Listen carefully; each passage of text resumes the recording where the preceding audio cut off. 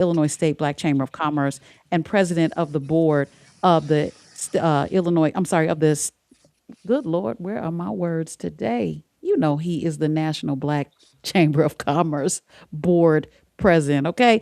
Chairman of the board, president, chairman of the board. Good Lord. All right. So, here's why I'm stammering over my words. Number one, I just had an exciting conversation with a small business that is going to be joining the conference and joining the chamber. But alongside with me today is none other than attorney Robert Johnson. Robert Johnson comes by way of the Solomon Group and has been a champion with the Illinois State Black Chamber of Commerce. How you doing this morning? I'm doing great, LaDonna. How are Make you? sure you are not muted because I don't hear you. Okay, let me see. Yeah, I'm not able to hear you, Robert. Okay. Yeah. We've done so well with having no technical difficulties, but we got a little bit right now. Let me make sure that Robert has the call in phone number so that he can call in because we're not able to hear him. Let's see what's going on. But we are sponsored by the when. Okay, they're telling me they're going to call you, Robert, but stay on video. I don't know what's going on. But I tell you what, we are sponsored by the Wind Creek Chicago Southland. That's the casino out in Homewood, also known as East Hazelcrest. They sponsor us each and every week. And we are coming by way of the Illinois State Black Chamber of Commerce. Now, as I stammered earlier, of course, my regular co host, he's out. He is out doing chamber business. And again, he is the CEO and president of the Illinois State Black Chamber of Commerce and chamber, or should I say, chairman of the board of the National Black Chamber of Commerce. I'm glad I got that out. Try saying it 3 times, though. We have the conference that's coming up, and we're going to be talking to you guys about the conference. But right now, I'm going to go ahead and play the clip of the interview that I did with Mr. Mathew Knowles. And just to introduce this clip, Mr. Mathew Knowles is the father of Beyonce and Solange Knowles. He comes by way of having the, should I say, imagined or reimagined night that's going to take place here in Chicago. It's called Reimagined Destiny's Child, and it's going to be at the Congress Hotel on the 29th of September. But I don't, you hear Beyonce and you go, I don't listen to her. I do listen to her. I love her. I don't care for her, whatever the case may be. But because of the music business being an actual business, we wanted to bring it to you, all of you. Well, take a listen at this interview and we'll get Robert straight on the other side when we come back. Go ahead and play the clip. Good morning, Chicago. And as you know,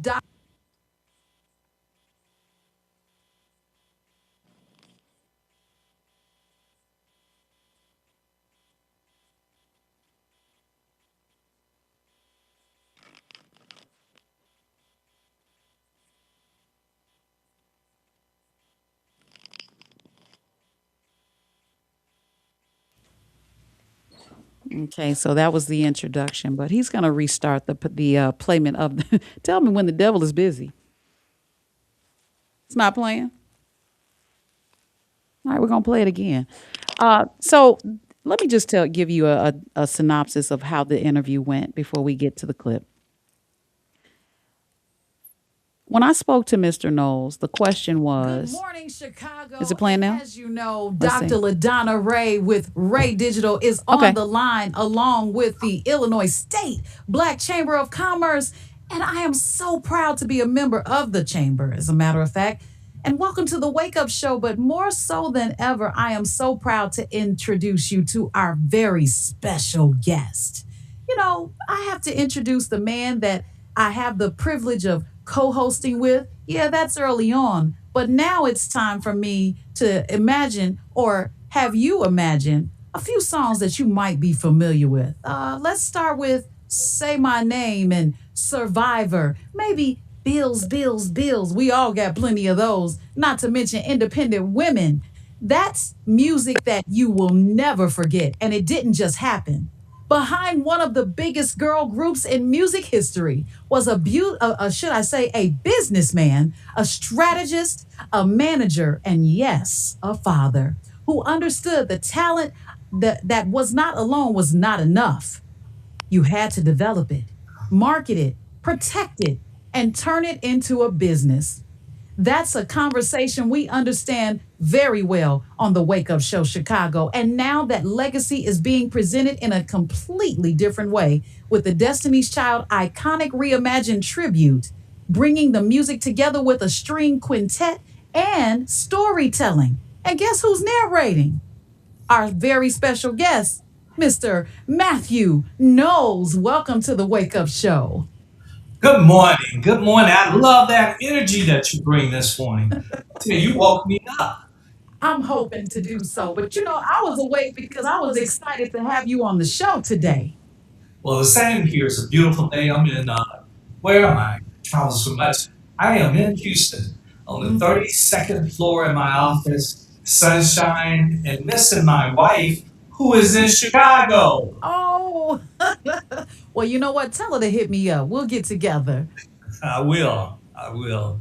You've heard these records thousands of times, but now you're taking music that millions of us know one way and reimagining it with strings and storytelling.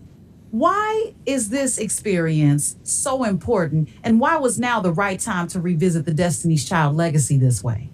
Well, I think it's for a number of reasons. It's first and foremost to give a tribute to the ladies, Michelle, Kelly, and Beyonce, who's done everything right in their career.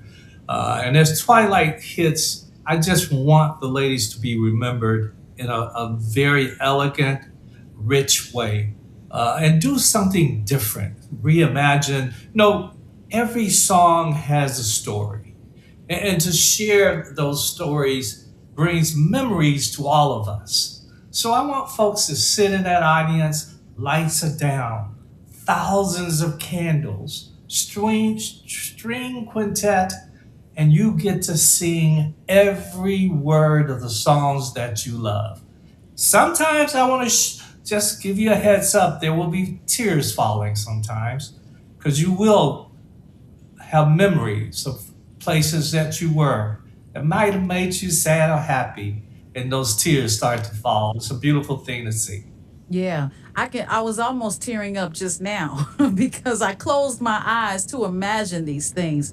Um, because this is a Black business show and this is Black Business Awareness Month, I've got to go behind the curtain. People see Beyonce, they see Kelly, they see Michelle, and they see success. But they don't necessarily see the contracts, the rehearsals, the marketing, development, or should I say, sacrifice and business decisions that happened before the world knew their names. What did you understand about building a business around talent that you think Black entrepreneurs still need to understand today? Well, there's that's why we call it music business. Actually, when I finish this Zoom call with you, I get in the car. My driver drives me to Austin, Texas, because we're talking about the business of music. And I'm mad that you guys didn't invite me to come up there and talk about the business of music. Maybe next year, or maybe we'll figure out something while I'm up there. But there's so many moving parts to the music business and entertainment, so many people involved. It wouldn't be fair that an artist could keep up with all of that. So they have to have a manager, they have to have entertainment attorneys, they have to have marketing people and sales people, not only that know America, but know the world. Because most Black artists focus just on America rather than the world. Unfortunately for Destiny's Child, the reason I named my company Music World Entertainment is our approach was to the world. 64% of all Destiny's Child songs are bought outside of America, Hmm. which is just the opposite for most Black artists. Yeah, I can see that. I remember but I remember hearing Jody Watley.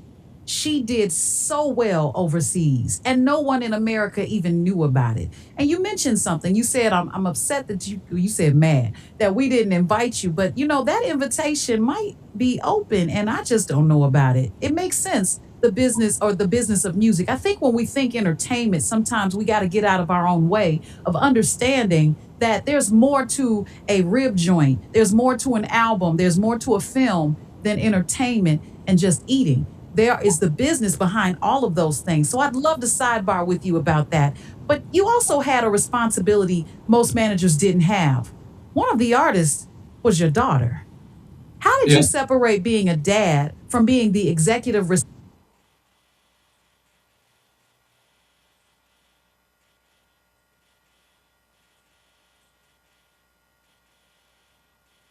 back?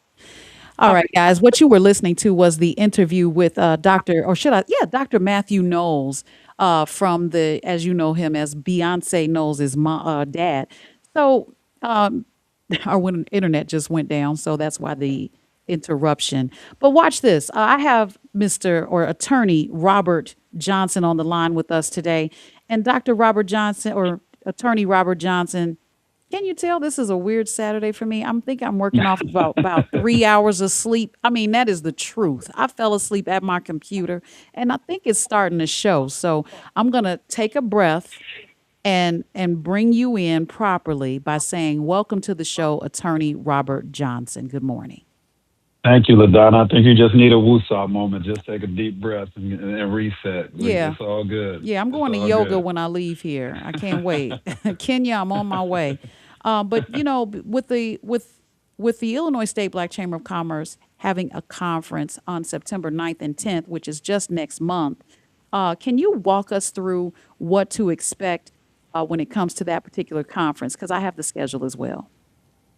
Well, I mean, I think what we can expect is a top class a top class performance from not only the folks who are responsible for putting together the conference, everybody from the organizers to the speakers to the elected officials that'll be present to the Wind Creek staff. I want to give a shout out to Wind Creek as a tremendous partner in allowing us to host the conference there for the second year in a row. It's a tremendous facility.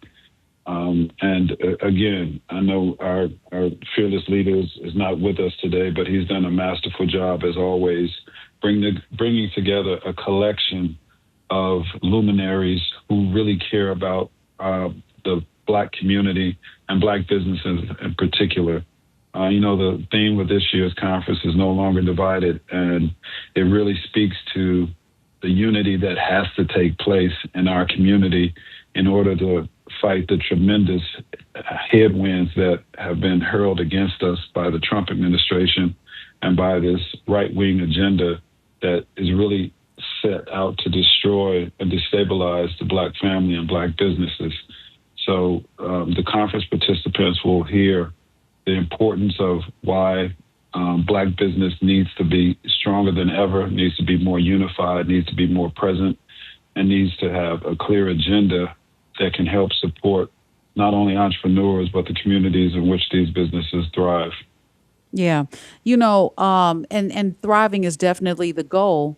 I think we use that word and we've used it quite a bit, but to actually see the results of it come from this conference. We've had those testimonials come from individuals that say, hey, after going to the conference, they were able to make some things happen, not just in a vague manner. We have the matchmaking session where businesses that are ready for prime time, and when I say that, I mean that you have your capability statement, you got your website, you got your licenses, you are an established business. Those corporations and agencies are ready to do business with you. Can you tell us more about the matchmaking, and then we'll talk about what those testimonials have been? Sure. To your point, the matchmaking is really what we excel in at the Illinois State Black Chamber of Commerce, making sure that we prepare our Black businesses for opportunity and that we bring that opportunity to them. again, through the relationships that we've been able to garner and through Larry's over 30 years of fighting for Black businesses, we've been able to really be at the forefront of procurement opportunities, supplier diversity opportunities, and really providing real meaningful connections for our chamber members to opportunities to do business with government, to do business with corporations, to do business with utilities, and to do business with each other, which is another important component that we don't often talk about because we focus a lot on procurement. In fact, we have a procurement panel. And while the state of Illinois is the biggest purchaser of goods and services in the state, we still have tremendous opportunities to do business with each other as well, and we can't miss out on that. And so that's one of the things that we will also be talking about is, in addition to our one-on-one matchmaking sessions with procurement agencies and corporations, we also will have ample opportunities for our Black businesses to understand what each other does and see how we can leverage what our fellow Black entrepreneurs do to help our businesses grow. Understood. Well, I tell you what, guys, you can give us a call at 773-591-1690. And when you do, I want to hear from you. What type of business do you have? What type of businesses do you need in your community? 773-591-1690. Attorney Robert Johnson, the one thing that we hear on the street, word on the street, is that when we see people do construction, they never look like us. Can you talk a little bit about that? Well, I mean, there's a challenge, of course, that exists. We're underrepresented in all industries, but one of the things that we're proud is that we have a number of members within the Illinois State Black Chamber of Commerce who are in the construction industry that are doing major projects. In fact, I have the opportunity to do my first tour of the Obama Presidential Center later today, and I'm happy to say that construction was done by one of our chamber members. And so every time you go to the Obama Center, you're looking at the work that was done by a Black construction company. So while there still needs to be improvement, absolutely, we do have some, and I would argue perhaps in Chicago, we probably have some of the largest Black construction companies in America. And so there's still tremendous opportunities for folks to engage with these companies. If you want something built, if you're looking to partner in JV with construction companies, the Illinois State Black Chamber of Commerce is a place where you can come and find extremely qualified, talented, and exceptional construction partners. Absolutely. We start September 9th with our Continental Breakfast. That's going to be at 8:30 until 10. But from 9 a.m. until noon, we have our matchmaker session and Impact Minis. And I want to say this to all the business owners out there listening. This is where you need to pay attention. We're creating opportunities for businesses to connect with agencies, corporations, and organizations connected to procurement and contracting opportunities. But we can't keep saying they don't do business with us. My next question is, have you gotten in front of them? Do they know your company exists? Are you procurement ready? Are you ready for prime time? Is your certification up to code? Can you explain your capabilities? A lot of times when you ask people about their business, they speak from the passionate side of it. But what's in it for me? Why should I do business with you? So when somebody asks you what your company does, you need to be able to answer it and in 20 seconds or less. It's really a 30-second pitch, but I'm telling you, if you can't get to them by the 20th second, they've already gotten off the elevator. What does access look like, in your opinion, Robert? Access looks like opportunity. It looks like connection. It looks like meaningful opportunities that can advance and grow and scale your business. And again, that's one of the things that I think we excel at because the chamber has been around so long and has deep relationships with these agencies, with these corporations, that those that come are looking to do business with you. They're looking to identify ways that they can partner with you because it's in their best interest to make their business grow. And so access looks like being in a room. Access looks like making sure that you have done exactly what you just articulated. being able to distill your business down in a very understandable and bite-sized way that people grasp what your value proposition is, and they can understand, this is how I can work with you, or this is how you can help me solve a problem. And so we'll put you in a room so that you have access. And then even before we put you in the room, we'll help you craft that elevator speech so that when you have that opportunity, you can nail it. Lovely. Some of the participants as speakers, I have a list here. It looks like we're going to have Terry Cummings, NBA star Terry Cummings. Now, what does that mean for business? Well, he's been in business, okay? So he can speak on it, going from being an NBA star to being a business owner and having a background even in when it as it pertains to religion. But we're also going to be having John Harmon, okay, businessman John Harmon, John Rogers, who is the president of Ariel Investments.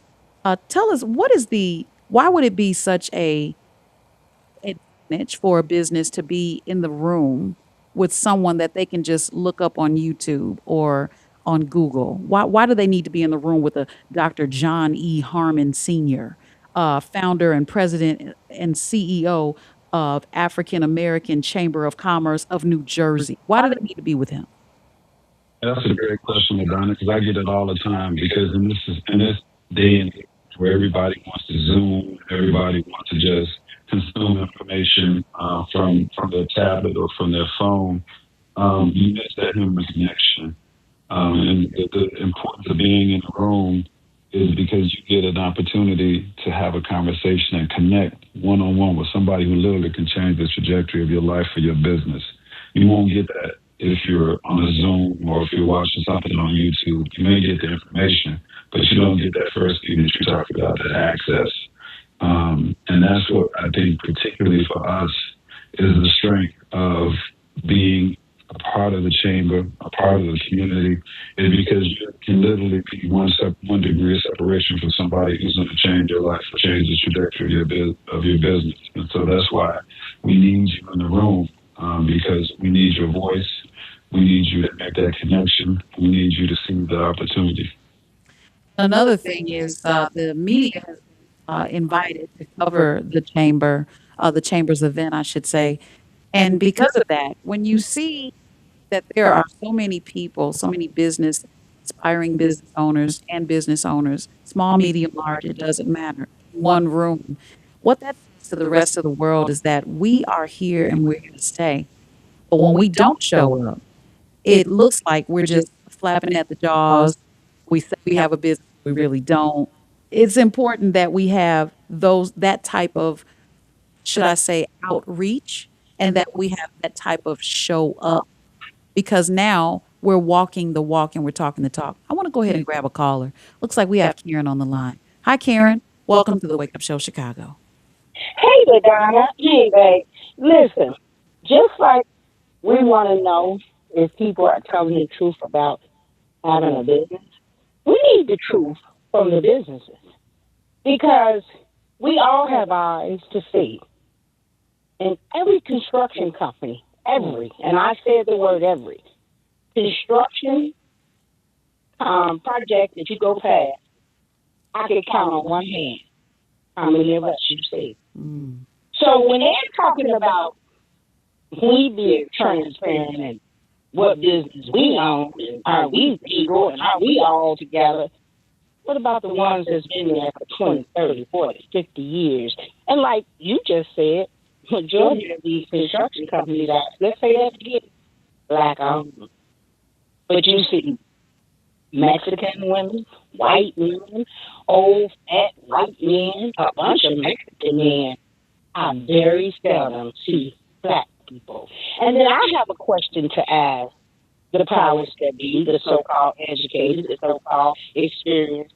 Can you explain to the listening audience what a pass-through is and why pass-through from our black companies in the state of Illinois, Chicago, has made it so hard for our black people to have a business? Let's talk about pass-throughs before we talk about if our people are really up to part of being legal with business. Let's please talk about the pass-throughs. Love you, girl. Bye-bye. Thank you so much, Karen. Robert, do you hear echo? I want to make sure I'm not the only one hearing it. Robert, I want you to respond to that. Well, I mean, Attorney Robert. I'm sorry. Our board technician is Robert also. I apologize. Attorney Robert.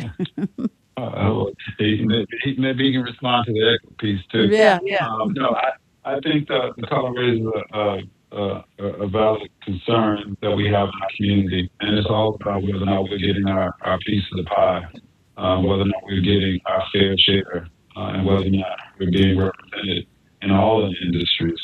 And there's definitely some issues when it comes to opportunities for contracting, opportunities for employment, opportunities for being admitted to the unions and the trades. And so that's something that we need to address. And I think it's a perfect segue to one of the other topics that, will be raised at the conference is around us having the political power and the political support of our elected officials so that we can address these issues that still remain in our community around opportunity and around access, around what she talked about in terms of pass-throughs, in terms of making sure that whenever there's contracting that's done, whether it be by black contractors or whether it be by majority contracting or construction companies, that we're represented in work, and not just as subs, as primes, and that we have people on the jobs that reflect the communities in which the work is being done. There's no reason why we should not be employing people from our community who are qualified to do the work. And let me rephrase that, because we all forget that whether or not we're qualified, we know we're qualified, so it's not an issue.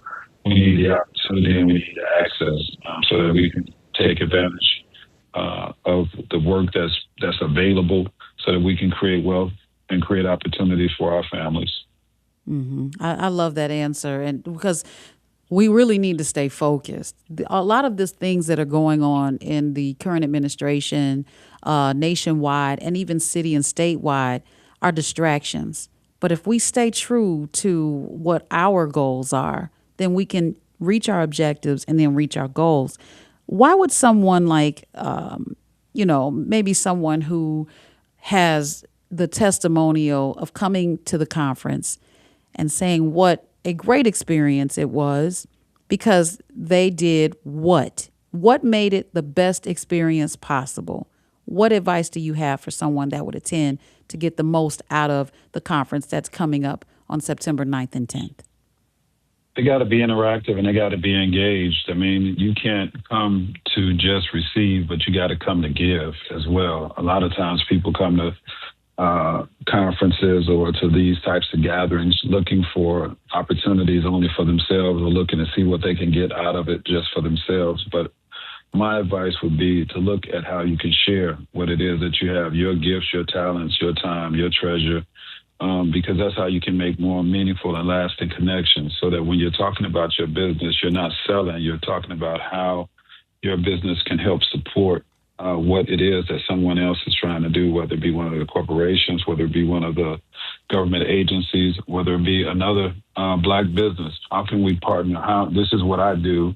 I hear what you say you need. Mm-hmm. Let me see if I can help with that. And so it feels less salesy. It feels more like you're trying to actually solve a problem. And that's what the essence of an entrepreneur is somebody who solves problems, solves business problems, and then in exchange receives compensation for it. So, and the other thing I would say, going back to the part of the interview that we heard from Dr. Mathew Knowles, mm-hmm. is having a broad aperture in terms of your mindset, in terms of your vision. Don't just look at Illinois. One of the reasons that John Harmon is attending this conference is because he's in New Jersey. He runs a chamber in New Jersey. And so we look outside of just Illinois. The chamber has connections across the globe. A number of us went to Zimbabwe last year, and I think we're going to South Africa later this year. So be open to opportunities outside of Illinois, outside of Chicago, outside of wherever your local geography is. And that's what you get by coming to the conference. You don't just get, even though the name says Illinois State Black Chamber of Commerce, you get a gateway, or back to your word, access. You get access to the entire world. So be open and be ready to receive that access and that opportunity. Love it. All right. So we have Frank Clark from business, and he's the business and civic leader and former chairman and CEO of ComEd. He's been invited to speak. We have Dr. Glenda Baskin Glover, former international president and CEO, Alpha Kappa Alpha Sorority Incorporated. She's been invited to speak. Let's see. We have, of course, I mentioned Terry Cummings, 18-year NBA veteran and former power forward. He is confirmed to speak. We have Dr. John E. Harmon, founder and president and CEO of African American Chamber of Commerce in New Jersey, which I mentioned and you mentioned. He has been confirmed to speak. And of course, John W. Rogers Jr., chairman and CEO, chief investment officer of Ariel Investments. He has been confirmed to speak. And we have, I think we have Kiana Barrett. She's going to be one of our co-moderators for the procurement forum. There's a long list here. But what I want you guys to do and be mindful of is to go to ilbcc.org, because that's where we have our running and current information on this conference. It keeps expanding. When I say that, I mean in a good way. And the expansion are the people that want to get on the panel, that want to give the information, and as Karen spoke earlier about, was wanting to give you the trade secrets of how to navigate these changing rules, okay, and policies. They're only a secret if you don't take the information and apply it to your advantage. I want to go ahead and pick Rick up. Rick, you're live on the Wake Up Show Chicago.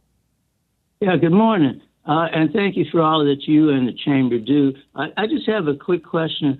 In terms of what Karen asked about pass-throughs, being a layperson and not having a business, I was just wondering if you could be a little more specific about what pass-through is in terms of how we get more of our people working on these particular jobs. And second is, what can we as people who may be just regular citizens or, but we don't have a business, what can we do in terms of the politicians or I don't know what, but where we could exert some pressure or get some kind of influence to make this stuff happen so that more of us are working. And I'm not talking about the next 10-year timeline. I'm talking about, starting this year and going and getting the ball rolling through next year. Thank you for your answer, and I'll listen to what you have to say. Thank you, Rick. Attorney Robert? So let me take the last part of his question, which is how do we get more businesses involved? Because I think it informs the first question that he asked. And that is going back to what I was talking about in terms of engaging in the political process. We have midterms coming up in November, and we have elections here in Chicago and in the early part of 2027. And so it is important that we bring these concerns to our elected officials. And it's important that we make sure that they understand that we are holding them accountable to making sure that we have Black folks who are ready, able, and interested in obtaining these opportunities, that they get the opportunities for these construction projects, and that the pass-throughs that the two callers asked about, which are essentially arguments that are made by a lot of the construction companies that they can't find qualified people, so they're allowed to get a break or a pass-through from employing our people on these construction projects. And we have to make sure that we hold these construction companies accountable when they come into our community and do projects, that they do their due diligence and make sure that we hold them accountable to staff these projects with people from our community. And we should do the same as it relates to when other businesses come into our community. we have, unfortunately, a situation in the Black community where we don't have Black businesses in our community. A lot of the businesses that exist in our community are owned and operated by people from outside the community. And we're the only community where that is allowed to happen.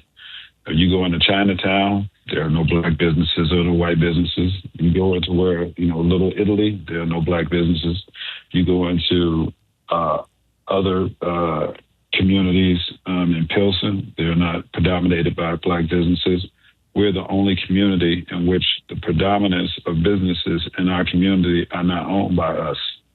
So if we're going to talk about pass-throughs, we also got to talk about making sure that we keep these businesses that don't reflect the communities in which we live out, because we're just taking opportunities from entrepreneurs who want to locate their businesses within their community so that our Black dollar can circulate within our community. So the two are, so it's not an either or that we just focus on pass-throughs. We also got to focus on the fact that we're allowing these other businesses to come into our community and make money off of our community and not employ people from our community and take money from us. We're buying the goods and services from those establishments, and and they're taking those dollars back to their community. You know something, it makes it difficult to say no for them to come to our community when we don't have the same type of services or goods to put in our own community. So let's say someone who was Greek that brought was willing to bring a grocery store to a food desert. Do you say no? You're not. You don't look like us. The next best thing is, well, yeah, you can bring your grocery store, but you have to hire within the community, and they can promise to do so and say that they couldn't find anyone qualified. So what do we do in those cases? I know I don't want to get too far in the weeds, but just generally speaking, we don't own a lot of businesses that we actually need in the community. I would take issue with that. I think the fact is that we do own the businesses that we need. We may not have them readily available within our community. There's a sister on the west side that just opened up a couple of grocery stores. So instead of allowing that Greek owner to come into our community, that's, again, where we need to engage the politicians and we need to engage the business community and make it easier for that sister to have a second location in a community that needs a grocery store. Agreed. You're talking about Melody Winston. Yes, mm-hmm. That's the kind of again, that's the theme of the conference, no longer divided and coming together, because that's what we used to do. Mm-hmm. So this is not a new tactic. When we needed something, we banded together and determined who was the best person in our community. And that community extends to the west side. We got to get past the south and west side division that we have and say, there's a sister on the west side. Let's see if we can figure out a way to get her to have, when we need this on the south side, let's figure out if we can find a way to make it possible for her to have a grocery store on the south side.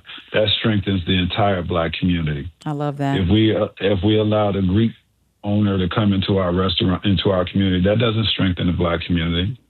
That strengthens his community. Tell it. I love it. We got 3 callers, thankfully. We can get to them before we close, but let me go ahead and get to Mazar. Am I saying it right? Mazar? Yeah. Hello? Yes, hi. You're live on the Wake Up Show Chicago. Yeah, with all due respect to the speaker, what the issue is that there's an issue with the sound on your phone. Are you in a reception diluted area? Is this better? Call back, Mazar. I want to hear you. We can't hear you. So just call right back. Dr. Rosita, you're live real quick. Yes, I just wanted to talk about the elephant in the room, and that is whether or not our young people are prepared to take the positions that we want them to take. And the answer is no. And there's a reason why. And as we fight to get trades and and construction people, there are assessments that these people have to pass. And right now, our population of students are not being educated so that they can stand up and actually qualify. I talk about this in my book, The Literacy Gap. We have solutions. Real educators have solutions. Why do you say that our young people aren't being educated? Well, they're not. I mean, I in the just late wanted 90s, you to elaborate a little bit. Spelling, phonics, penmanship, and all the literacy supports were removed over 25 years ago. That's why nobody reads, writes, and spells. And unless they can't sign their names, they can't read adequately. And that the other issue is that when we give standardized tests, our children don't speak standard English, and so therefore they don't do well on any of the assessments and can't really pass any of the assessments that are needed to gain the skills and the certifications for these things. So we've got to fix that. If we truly want a future, we cannot continue to ignore the literacy and the fact that our students are just not there. Dr. And Rosita, there are solutions for I just want to jump in just for real quick. We always say we got to fix that. We always say at least several times a week that we have to fix that. But where is the I know you told I've heard about your book many times. So what are you doing to put your book in the hands of those children, those people? And I don't want to go too far off the left because we're going to have a conversation about how you can get your book into the hands of the people that can use it. So I want to leave you with that. And and we can't answer it right now because we're running out of time and I got some more callers. But next time you come on to the show, I want to hear how you're putting your book that you wrote about the literacy that addresses this issue, how you're putting it in the hands of those people that can use it. I want to go ahead and grab the next caller. Let's go to Renee. Hi, Renee. Thanks for waiting. Real quick. Welcome to the Wake Up Show. Thank you. I want to come to the conference. I don't own a business. How will this benefit me to come to the business? To come to the conference? Absolutely. Yes. Attorney, did you want to take that one? Yeah, I would challenge the fact that you don't own a business. I think everybody is an entrepreneur on some level. And if you're considering coming to the conference, that means more than likely there's something that you're considering. And so at the very least, the reason that you should come to the conference is because if you're considering starting a business and there's meaningful connection that you can make there. If you need goods and services, which we all do, there's people there that you can connect with that can help, that are Black, that can help provide those goods and services for you. So being in the space, similar to what I said before, being in the community of entrepreneurs and other Black people that are trying to uplift and empower each other is something that will be a benefit to you by itself. But if you're contemplating starting a business and if you're looking for resources and you're looking for support and you're looking for a community, then it absolutely is a place that you need to come. Absolutely. Okay. And Renee, just so you know, if you want to register for the conference, there's an early bird special going on right now. ilbcc.org is the site that you go to. Make sure that you go there. It'll show you the conference schedule and everything that's included with the conference on these 2 days that we're at the Wind Creek Chicago Southland location. That's in Hazel Crest. Thanks, Renee. Maz is back. Let's see if we can get Maz on a clear line. Hey, Maz, welcome back. Yes. Much better. Now, okay. I'm. I gotta rush you. So get to it real quick. I'm in agreement with what the attorney's trying to do, but to me the solution is, out of all these billionaires, they need to spend more money. There's no Black clothing chains, no Black food stores, no Black banks. So, and these small business owners don't have the capital to do things that would make a difference. I'm talking about within this year and early next year. So that's what needs to happen, because all this other stuff is like next whenever. And like I said, I mean, no disrespect, but that's not a viable solution. What's not a viable solution? The conference? I'm talking. No, I never said that, man. Oh, I'm sorry. I'm asking. I'm sorry. I was reading something too. I said, okay. I said for people with billions of Oh, dollars. yeah. I got you. Invest in the black community, not only in Chicago, everywhere. I know they that's have the money to do that. We buy more clothes. We spend more money on everything. Lord have mercy. And as the attorney said, we're not represented in any of it, basically. So it's going to take someone with big money. It is, absolutely. And you know what I say to that, Robert? Attorney Robert, because there's two of you today. There were two LaDonnas earlier. Now there's two Roberts. But Attorney Robert Johnson, I say to that caller that the people with the billions of dollars should not be penalized for having billions of dollars. Not quite. But what we can do as small businesses, medium businesses, and large corporations in the black community, we can market to them. We need to let even them know that we exist. Attorney Robert, I want to give you the floor. Let me just respond to that.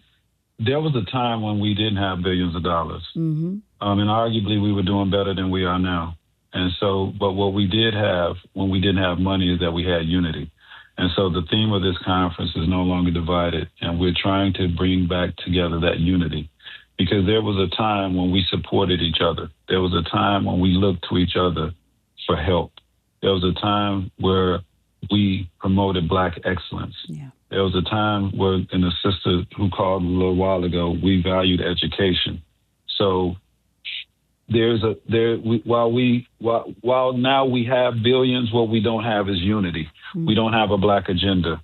We don't have folks that are committed to making sure that they look out for their brother or their sister or the old lady that's trying to cross the street. So that's what it takes. It doesn't take us, because if we had that, then those billionaires would be compelled and committed to uplifting our community. So we got the thing backwards. Right. We've adopted the values of our oppressor. And so until we get back to who we are, then it doesn't matter how much money any individual Black person has, because it's not going to be funneled back into the Black community. Amen. You said it. I tell you what, guys, go to ilbcc.org and get your tickets now. I don't want to sound like an infomercial, but that's the only way you're going to get there, because it's registration only. You can't just walk in. September 9th through the 10th, Wind Creek, Chicago Southland. I will be there. We're doing an AI panel. Don't be scared of AI, okay? And we'll tell you why and how to make it make sense. Also, what it can do for your business. We're not talking about replacing people. We're talking about enhancing people. This is a 2-day conference. It's connections, collaboration. We're talking about 500 or more business leaders, networking, 400 plus industry experts, unlimited networking. Come with your business cards, digital cards, whatever you need to do, but make sure you follow up after meeting all of these wonderful opportunities. The convention is uniting Black businesses with corporations, government agencies, and community leaders to create a meaningful partnership or meaningful partnerships, unlock economic opportunities, and build a stronger future together. We're so excited. I just got confirmation that we will have yet another individual joining us, and that is Hillary Scott, or I don't want to mess up her name, Ogunrinde, from Illinois Department of Commerce and Economic Opportunity, also known as DCEO. She's going to be talking about structuring capital for scalable clean energy projects. Guys, you don't want to miss this. We'll be back next Saturday on the Wake Up Show Chicago, brought to you by the Illinois State Black Chamber of Commerce and sponsored by Wind Creek Chicago Southland. Please get your tickets now. Illinois State Black Chamber of Commerce, that's ilbcc.org. And we got some tickets to that Reimagine event that's happening with Destiny's Child. We got some discounted VIP tickets. You want to get in touch with that? You can certainly email us at info@ilbcc.org. That's it. I'm out. LaDonna Raeh, also known as Dr. LaDonna Raeh. Attorney Robert Johnson, thank you so much for being my co-host today. Sorry about the text difficulties, but we got through it, right? We'll see you. I'll see you soon, Mr. Robert Johnson. And tell us about Solomon real quick. Where do they need to go? If you want information on Solomon Group, you can go to www.solomongroupint.com. We're a global social impact management consulting firm and law firm. Awesome. That's it. We're gone. Bye-bye for now.